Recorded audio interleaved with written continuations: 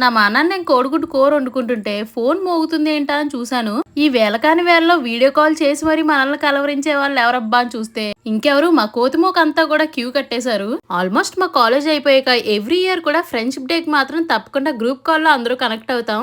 Call lift చేసాక అనిపించిందండి, అమ్మయ్య ఈ మూమెంట్ మాత్రం నేను బానే మిస్ అవ్వలేదురా బాబు అని. ఇంతకు ముందు పెళ్లిళ్ళు కాకముందు అయితే ఎప్పుడు వీడియో కాల్స్ చేసుకున్నా మా మొహాలు మేమే చూసుకునే వాళ్ళం. ఇప్పుడైతే ప్రతి ఒక్కరి స్క్రీన్ మీద క్యూట్ క్యూట్ ఫేసెస్ అన్ని ఉన్నాయి. మా మొహాలు కాదుండాయి, మా పిల్లల మొహాలు. మా వాళ్ళ కబుర్లో పడి నేను కూరను గాలికి కూడా వదిలేశాను, ఉల్లిపాయలు కొంచెం మాడిపోయినాయి అనుకోండి.